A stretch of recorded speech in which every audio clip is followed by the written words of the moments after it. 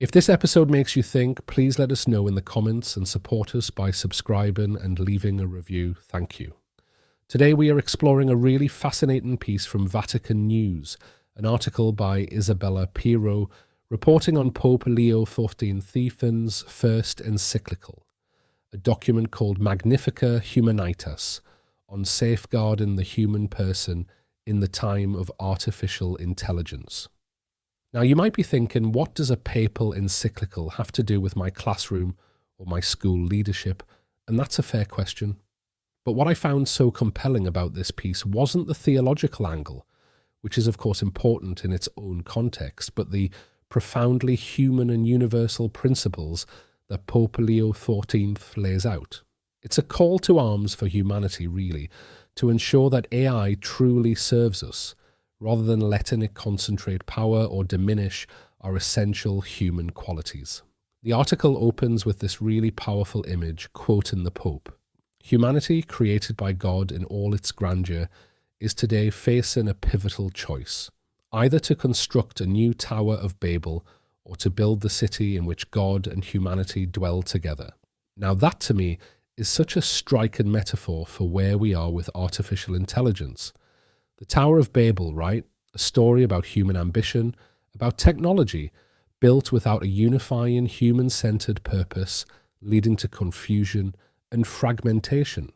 And the Pope is asking us, are we going to let AI become another Babel, a tool that fragments us, that creates division and power imbalances, or are we going to use it to build something more cohesive, more deeply human? And this is the bit that really got me thinking about education. Because if we believe in the human in the loop principle, if we believe in enhancement, not replacement, then Pope Leo XIV's encyclical gives us a powerful why. It's not just about integrating a new tool. It's about fundamentally rethinking how we prepare students to navigate this pivotal choice. It's about teaching them not to outsmart machines, but to outthink them, to be the humans who ensure AI serves humanity. The encyclical appeals for the safeguarding of humanity, promotion of truth, dignity of work, social justice and peace. And frankly, these aren't just lofty ideals for the Vatican. They are, or should be, the core business of education. So let's unpack how these ideas, these guiding lights from the Pope, can actually reshape what we do in schools. Take safeguarding of humanity. What does that mean for a Year 7 science lesson? It means when students are used in AI to research a topic, the real value isn't in what the machine produces, but in how the student responds.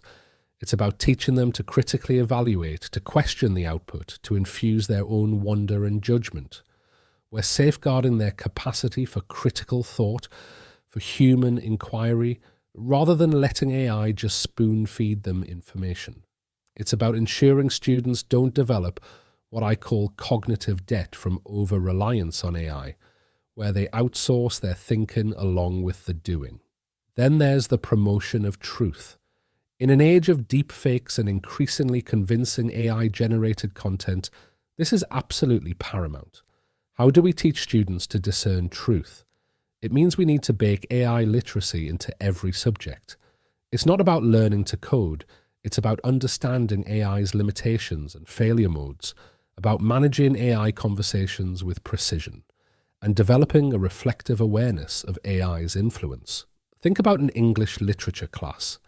Instead of just asking students to write an essay, perhaps you use AI to generate several essays on a theme, some intentionally flawed or biased, and the student's task is to critique them, to identify the biases, to determine accuracy, and then to transform them into something that truly resonates with human experience.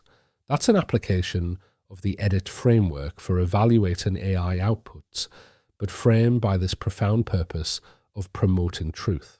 And what about the dignity of work? This is huge for how we prepare students for the future.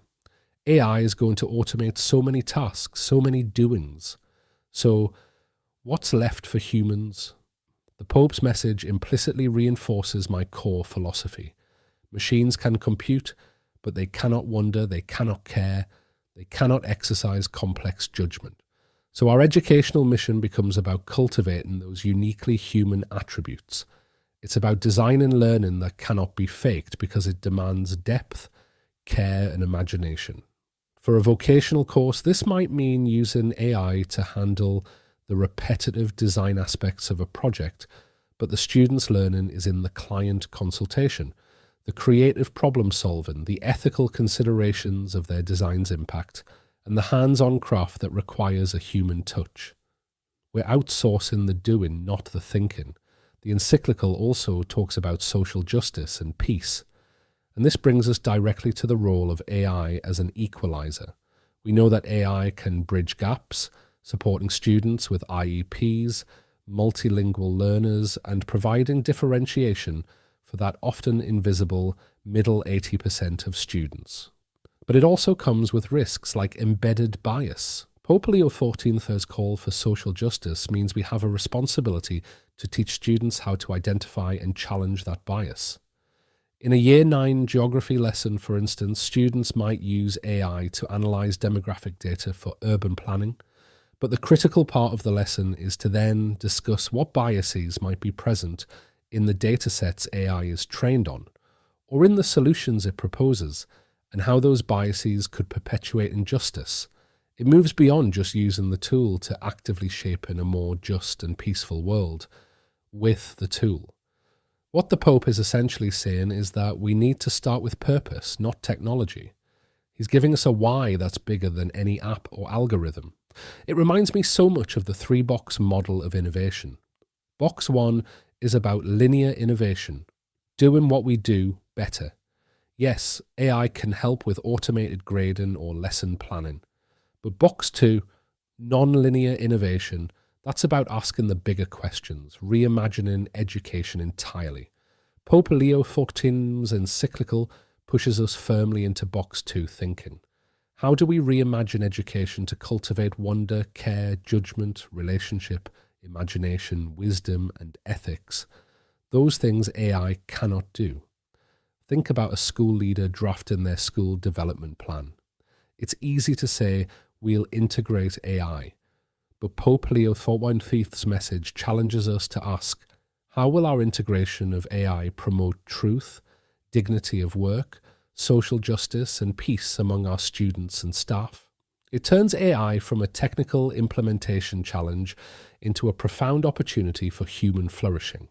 It puts the human purpose squarely at the centre, giving a moral compass to our technological evolution.